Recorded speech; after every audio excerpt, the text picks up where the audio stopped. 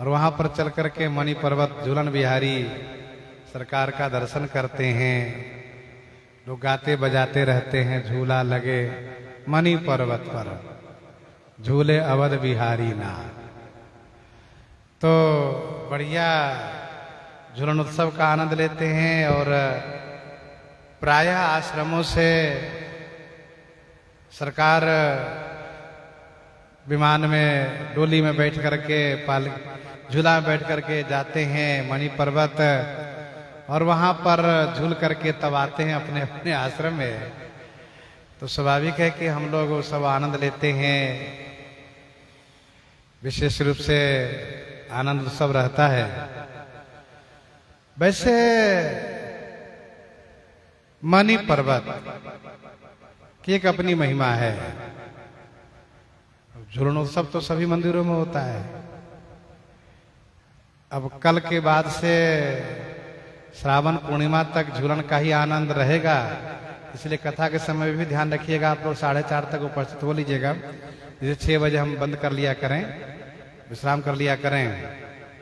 तो झूलनोत्सव की धूम मचती है एक विशेष रूप से आश्रम में। और उसमें भी यदि प्रकृति अनुकूल रही तो फिर रिमझिम बरसे पनिया वाली बात भी आ जाती है, तो फिर आनंद आ जाता है। झूले बढ़िया आनंद आता है। तो मणि पर्वत के संदर्भ में ऐसा अयोध्या महात्मा वर्णन है। भगवती श्री सीता जी ने एक बार श्री रघुनाथ जी से कहा, स्वामी एक पर्वत होना चाहिए जो जगमगाता हुआ सोने मणियों से जगमगाता हुआ अद्भुत पर्वत होना चाहिए। तो सरकार ने कहा बड़ी अच्छी बात है, पर्वत तुरंत होगा, आएगा। कहा पर्वत लता पता वृक्षों से हरा भरा हो, मणियों से जगमगाता हो, दिव्य अद्भुत पर्वत हो, लोकोत्तर पर्वत हो। तो सरकार ने गरुड़ जी को स्मरण किया। पक्षीराज गरुड़ जी आ गए। क्या आदेश है स्वामी?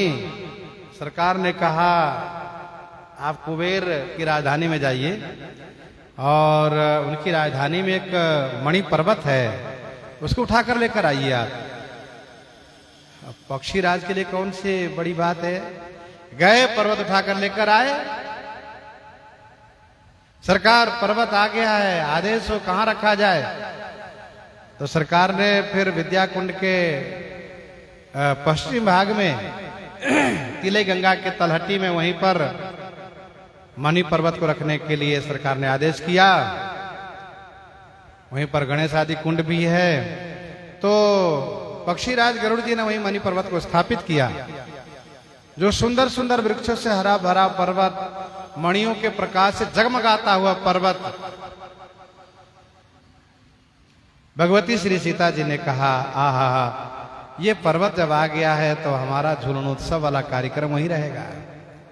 फिर किशोरी जी की इच्छा के अनुकूल सरकार वहीं पर उन पर्वत के वृक्षों की डालियों में झूलन लगवाए और सरकार किशोरी जी के साथ झूलन का आनंद लेते हैं। किशोरी जी की सखियां, सरकार के परिकर सब पहुंचे।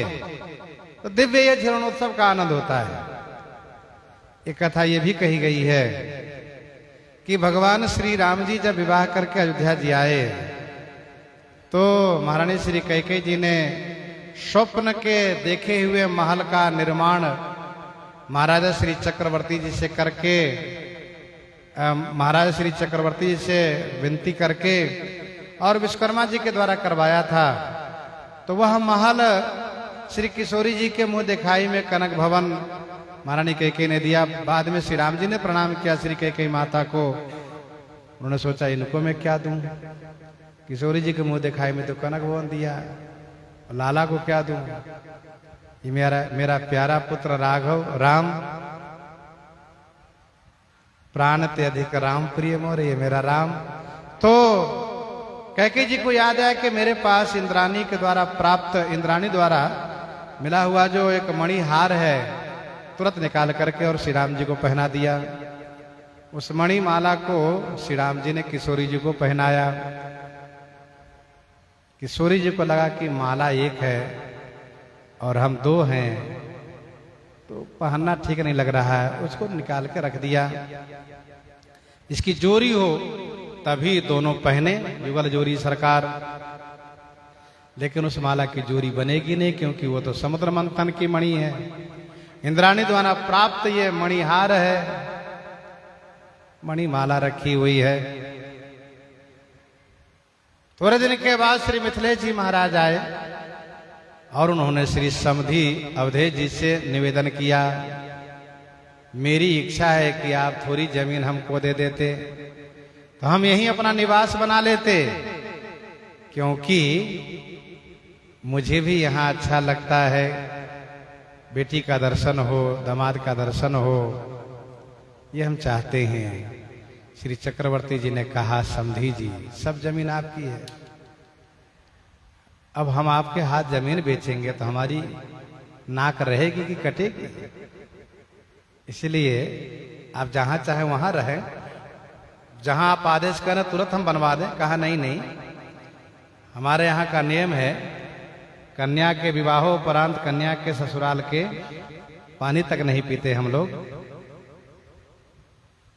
कही अनीति ते मुंह दही काना, धर्म विचार सभी सुखमाना, दूतन देन निछावर लागे तो दूतों ने स्वीकार नहीं किया, तो हम लोग पानी तक नहीं पीते। महाराज आप जमीन के बदले में कुछ लीजिए तब जमीन दीजिए।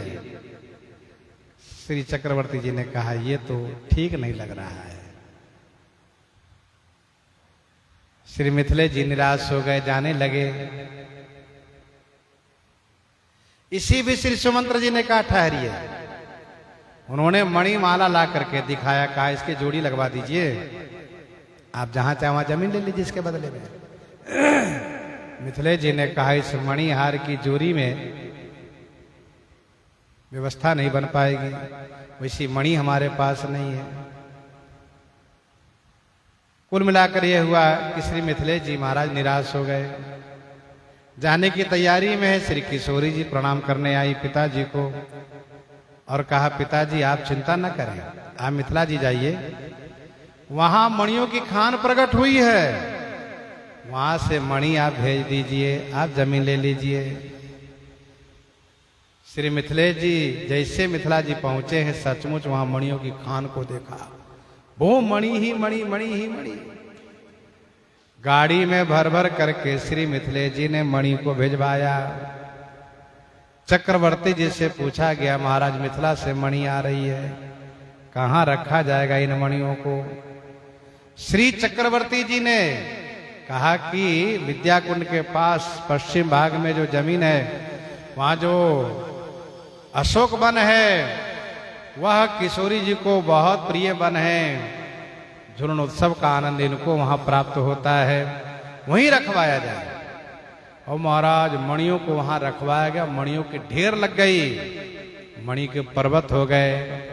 श्री मिथिलेश जी महाराज उस मणि के बदले में जमीन लिए, जो 14 कोसी परिक्रमा में पड़ता है, फैजाबाद के पास।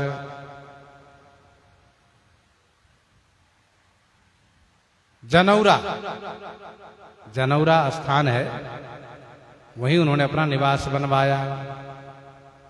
श्री किशोरी जी का मन भावन ये मणि पर्वत है, यहां झूलनोत्सव होता है। तो कुछ मंदिरों में तो पूरे सावन के महीने भर झूलनोत्सव होता है, लेकिन प्रायः मंदिरों में कल से शुरू होता है, तीज से, हरियाली तीज से, श्रावण शुक्ल तीज से, और फिर ये पूर्णिमा तक चलता है। झूलनोत्सव का आनंद हम लोग लेते रहेंगे, कथा का भी आनंद लेते रहेंगे, केवल कल भर कथा विराम रहेगी। और हाँ, अभी तो बीच में श्री गोस्वामी तुलसीदास जी महाराज की जयंती उत्सव है, अब इसके बारे में हम लोग परसों चर्चा करेंगे। आ जाइए कवितावली रामायण से कुछ दो चार एक दो पद सुन लेते हैं। सुनि सुंदर वैन सुधारस साने, सयानी है जानकी जानी भली।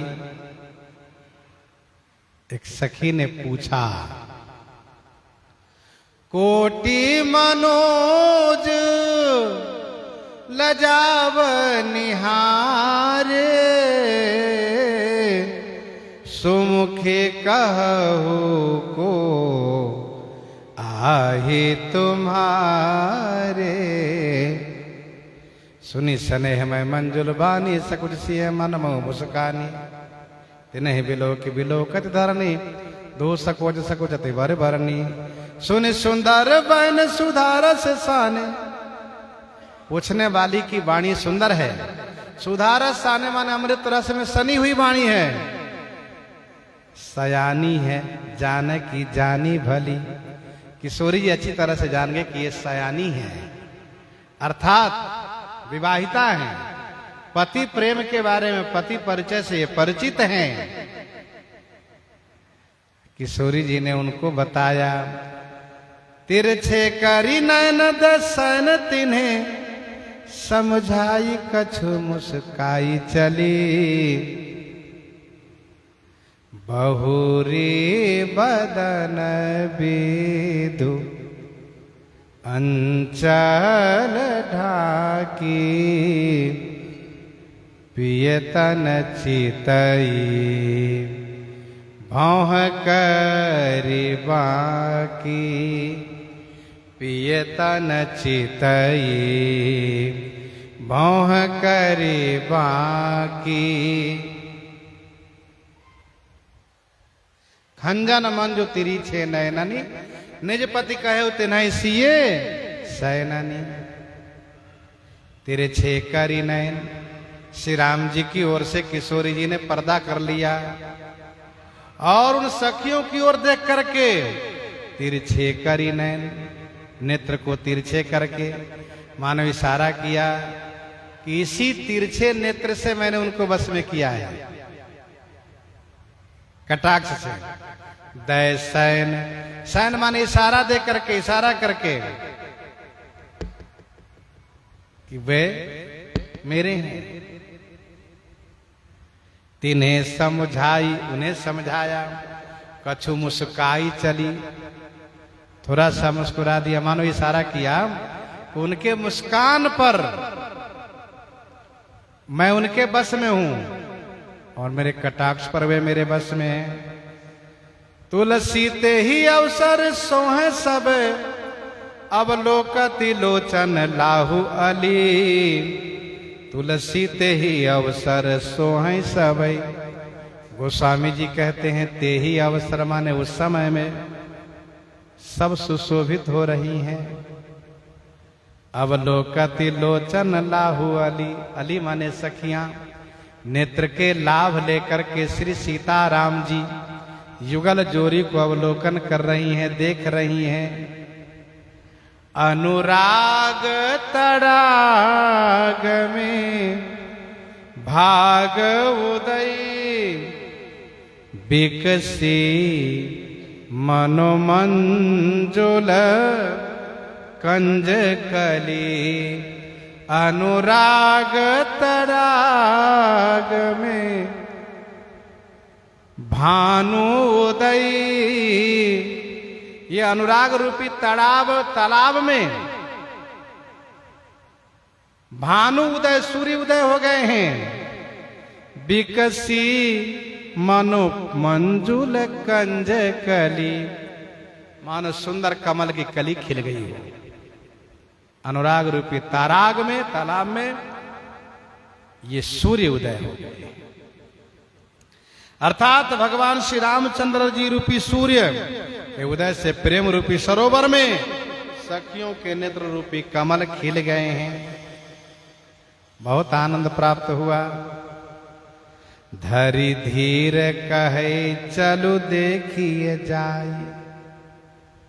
आहा हा, दर्शन करने से इतना आनंद प्राप्त हो गया। गांव की महिलाओं को ये सब बिल्कुल प्रेम में विभोर हो गई। पहले तो इन लोगों को अपने आप को सुध ही नहीं रही, लेकिन देखा कि ये तो चले जा रहे हैं।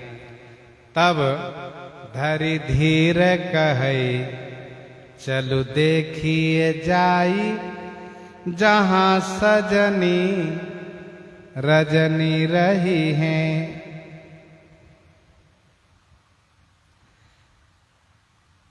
धैर्य धारण करके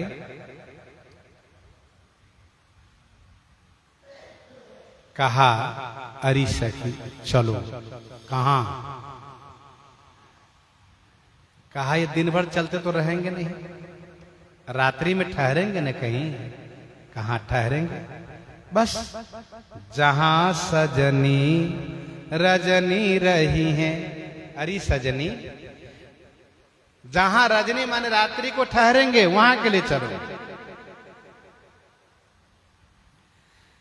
एकदम से दीवानी हो गई है।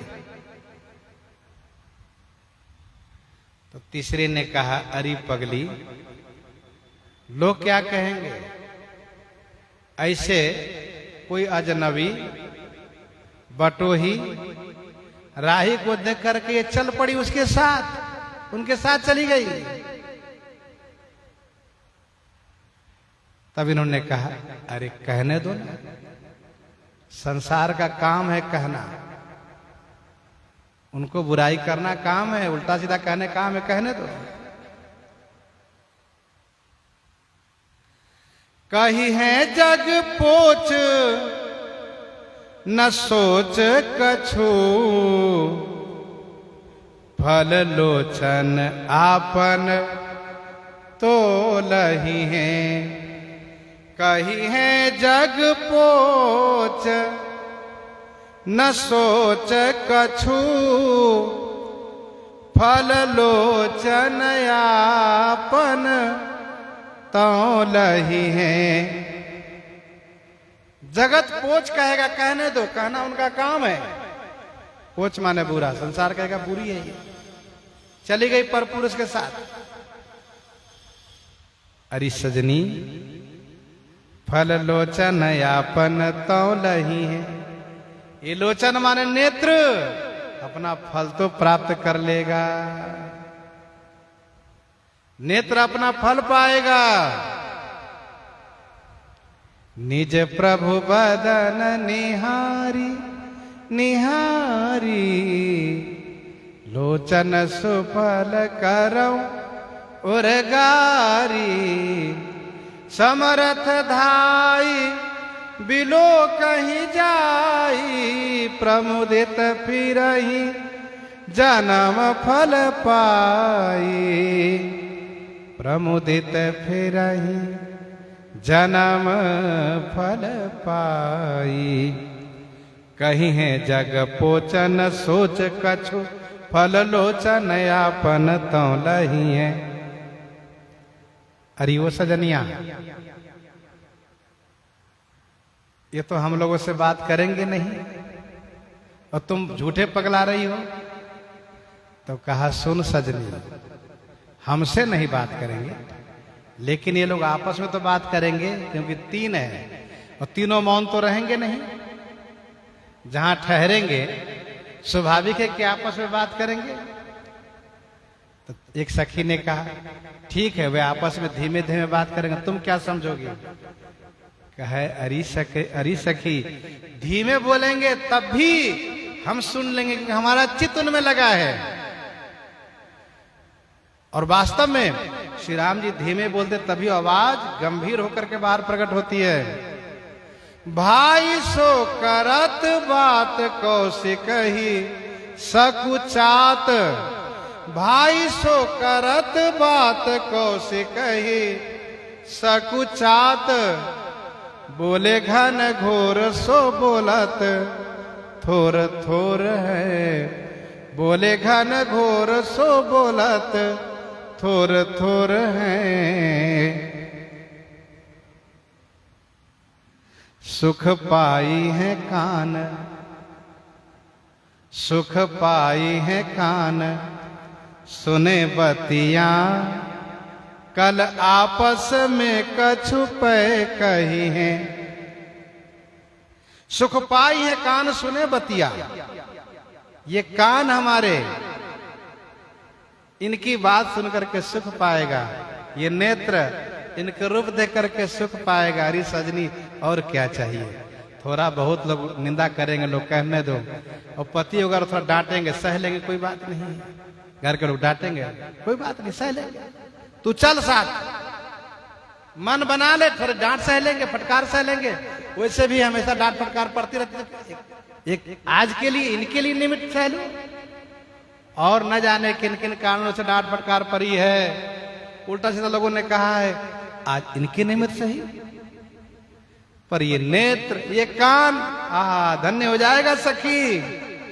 सुख पाई है कान सुने बतिया,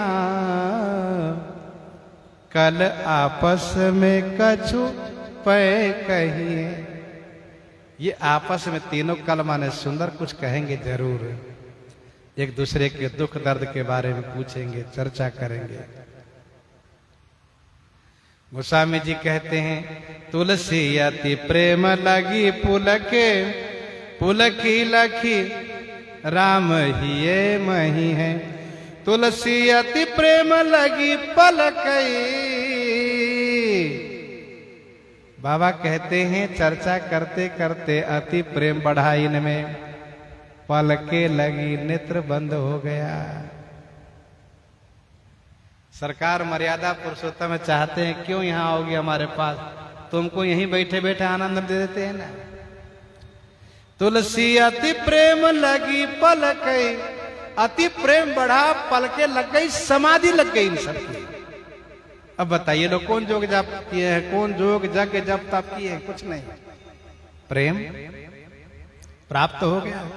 ठाकुर जी जब प्रकट होकर लीला करते थे यूं ही सब पर अनुग्रह कर देते हैं। तुलसी अति प्रेम लगी पलकई, पलके लग गई, आंखें बंद हो गई। राम ही ये मही है। अब श्री राम जी हृदय रूपी वन में विचरण कर रहे हैं, दिख रहे हैं, राम जी चल रहे हैं। फिर तो पुलकई लखी राम ही ये मही है। शरीर रोमांचित हो गया, नेत्रों से प्रेमाश्रु झरझर झरझर बहने लगा, प्रेम समाधि लग गई, जीवन धन्य हो गया इन सब का। इतना अनुराग इनमें जो है, वास्तव में जहां अनुराग है वहां भगवान का दर्शन सुख सुलभ हो जाता है।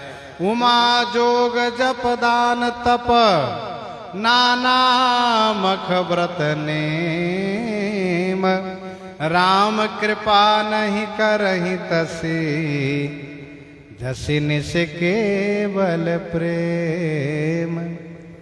राम ही केवल प्रेम पियारा, जान ले हो जो जान निहारा, जान ले हूँ जो जान निहारा। गोस्वामी जिस प्रकार से इनके प्रेम को वर्णन कर रहे हैं, इन्हीं के साथ आज सीताराम सीताराम सीता राम सीताराम सीता।